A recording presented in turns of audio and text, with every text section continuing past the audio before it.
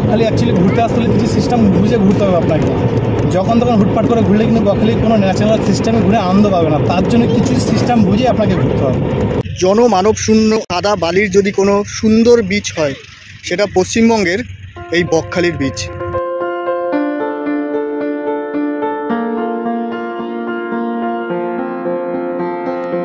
যতটা তাকাবে ততটাই এই রকম তোমার বালির উপরে আলপনা দেখতে পাবে। কতটা পা ঢুকে যাচ্ছে। বকখালি মার্কেট ঘুরে ঘুরে যা বুঝলাম, মেয়েদের জন্য শপিং করার আদর্শ একটা জায়গা।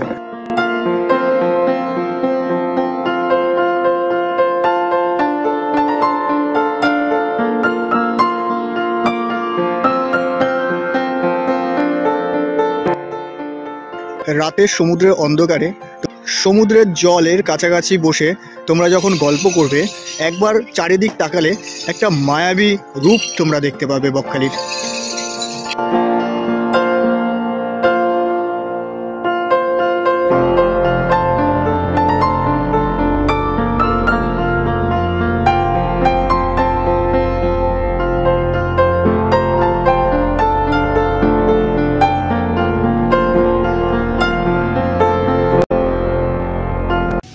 হাতে মাত্র একটা দিন, শনিবার গিয়ে রোববার ফিরে আসতে যদি চাও, তাহলে বকখালি একটি উত্তম জায়গা তোমাদের জন্য।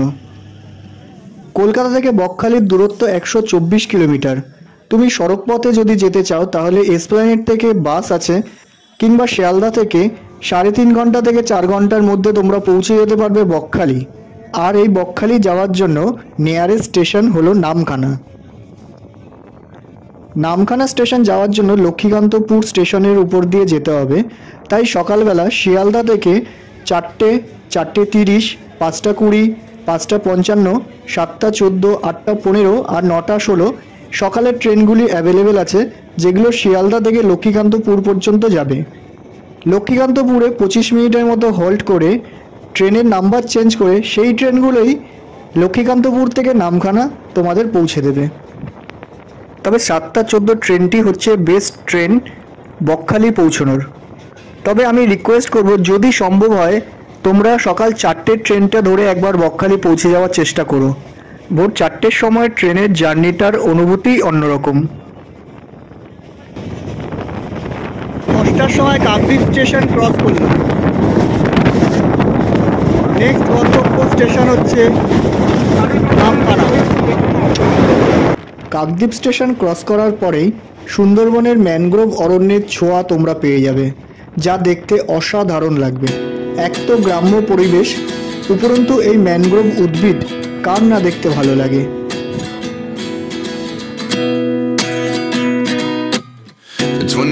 And I find myself wondering what did happen to the last 10.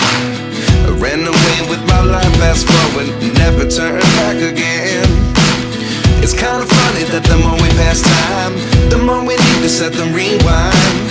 And 19 was the year I had to leave you, but now I'm seeing all the signs. Is this really happening? I can't believe it's true. I'm just as surprised as you.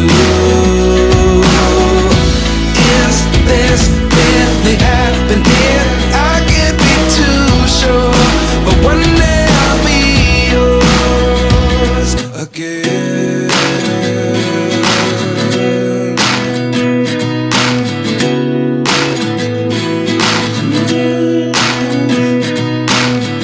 Life lessons come one in a dozen.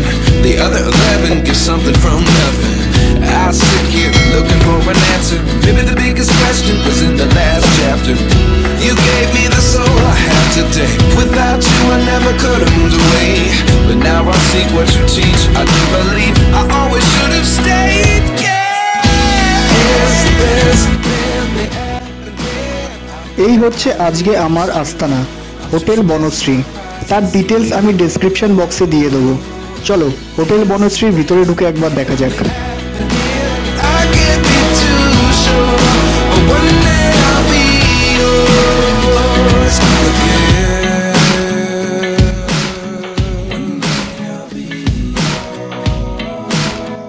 এই হচ্ছে আমাদের আজকের আস্তানা।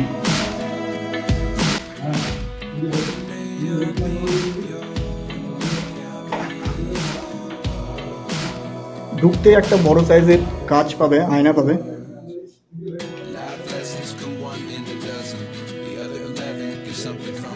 পরিপাটি bathroom, বাথরুমের shower আছে, ছোট্ট একটা বেসিন আছে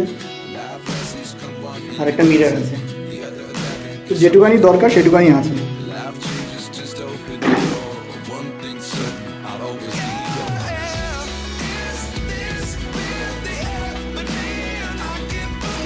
আমাদের রিকোয়েস্টে কর্তৃপক্ষ বেডরুমের বেডের চাদরটা চেঞ্জ করে দিচ্ছে।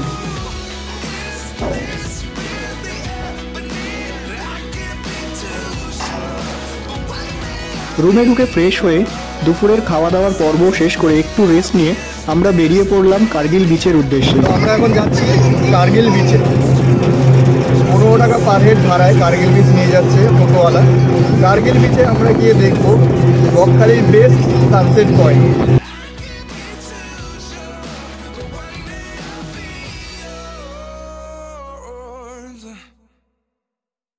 যদি তোমরা কার্গিল বিচ সানসেট পয়েন্টে আসো তোমার বাইক নিয়ে কিংবা 4 হুইলার নিয়ে কিংবা বাস নিয়ে, এখানে সামান্য পার্কিং ফিস দিয়ে তোমরা এই জায়গাটায় রাখতে পারবে। আর পার্কিং পয়েন্টের পাশেই একটা পুরনো মা শীতলার মন্দির আছে, অবশ্যই তোমরা এটা দেখতে পারো।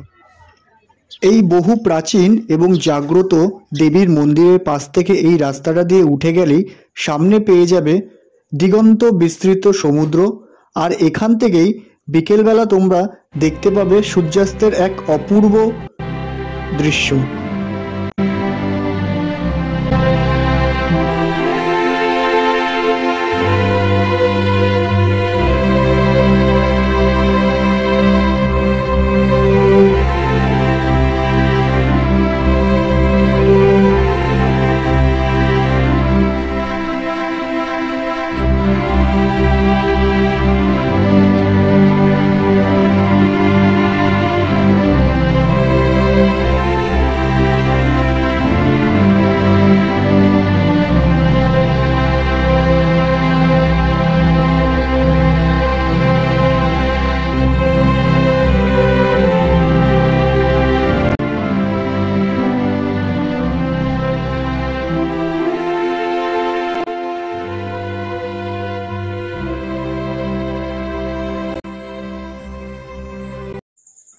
কার্গিল বিচের সানসেট দেখে আমরা সোজা চলে আসলাম বকখালি সমুদ্র সৈকতে।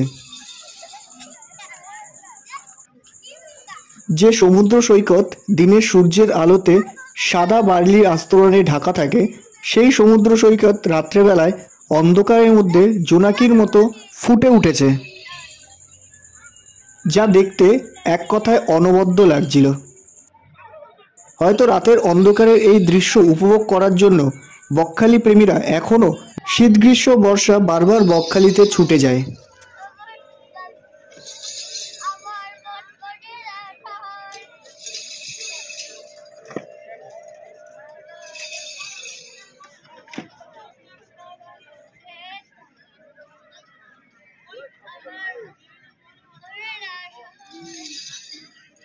বকখালির এই মায়াবী রূপ দেখতে হলে অবশ্যই তোমাকে আসতে হবে বকখালি সি বিচে।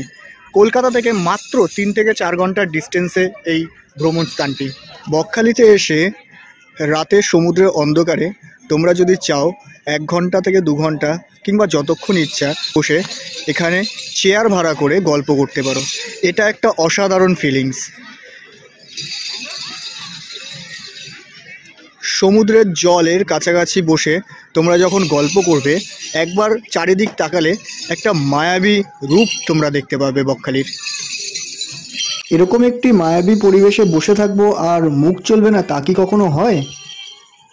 এই যে দূরে যে দোকানগুলো তোমরা দেখতে পাচ্ছ, এই দোকানগুলিতে তোমরা চা, কফি, ডিম টোস্ট, ঘুগনি, পাউরুটি, ফলের জুস, গরমে ঠান্ডা শরবত, পপকর্ন, ফুচকা আর সবথেকে ইন্টারেস্টিং জিনিস সামুদ্রিক মাছ তোমরা এখানে পেয়ে যাবে।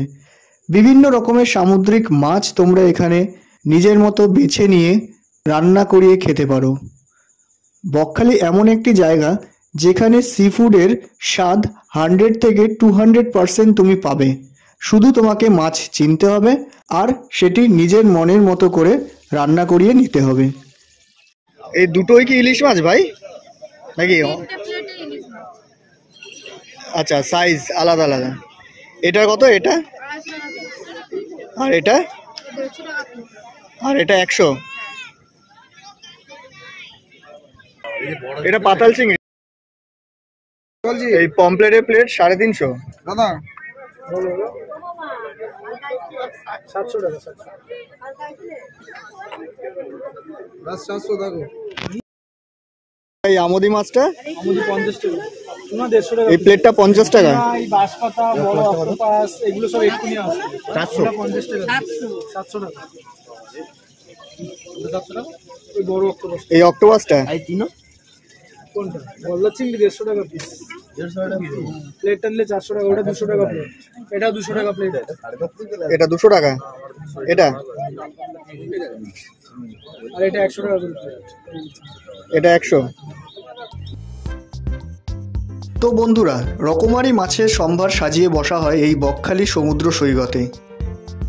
রকমারি মাছের সাথে সাথে রয়েছে বাচ্চাদের জন্য বিনোদনের জিনিস।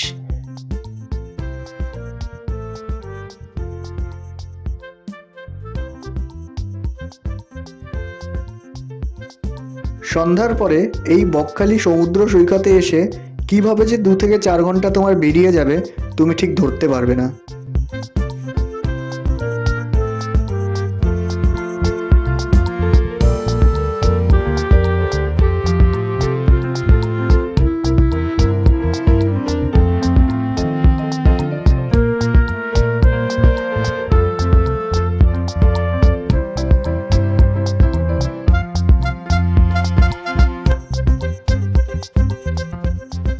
এই সাদা বালি সমুদ্র সৈকতের উপরে বাচ্চাদের জন্য এই যে রাইডিং ইকুইপমেন্ট, এই সত্যি একটা উপরি পাওনা বকখালি বিচে। শুধু কি বাচ্চাদের জন্য, বড়দের জন্য এই যে নাগরদোলনাটা দেখছো, এই নাগরদোলনাতে 20 পাক তোমাকে ঘোরাবে আর দিতে হবে মাত্র 50 টাকা। বকখালির এই সন্ধ্যা সি বিচে প্রথমে মাছ খেয়ে একটু বিনোদনের দিকে ঝোঁক দিয়েই তারপরে সোজা চলে গেলাম কেনাকাটা করতে।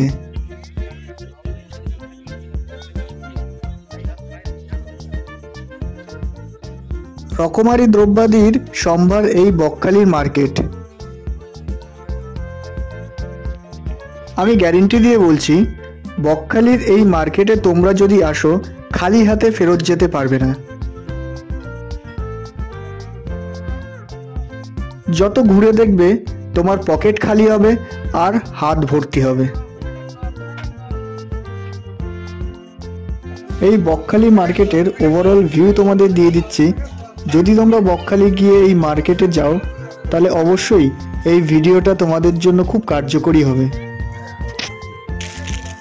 কাঠের গ্লাস হবে মাসে? কাঠের গ্লাস ছোট। বকখালি মার্কেট ঘুরে ঘুরে যা বুঝলাম, মেয়েদের জন্য শপিং করার আদর্শ একটা জায়গা। বকখালি সমুদ্র সৈকতের সামনে এই হচ্ছে টোটো স্ট্যান্ড, আর টোটো স্ট্যান্ড শেষ হতেই মার্কেট শুরু হয়ে গেছে। চলো আমরা একবার মার্কেটটা ঘুরে দেখি কেমন কি জিনিস পাওয়া যাচ্ছে।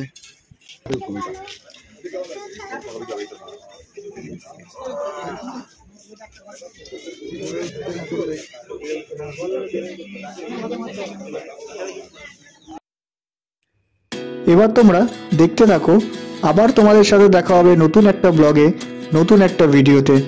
ততক্ষণ ভালো থেকো, সুস্থ থেকো, আর দেখতে থাকো Subrata finder channel. Ran away with my life, fast forward, never turn back again. It's kind of funny that the more we pass time, the more we need to set the rewind. And 19 was the year I had to leave you, but now I'm seeing all the signs. Is this really happening? I can't believe it's true. I'm just as surprised as you. Is this really happening? I can't be too sure, but one day I'll be yours again.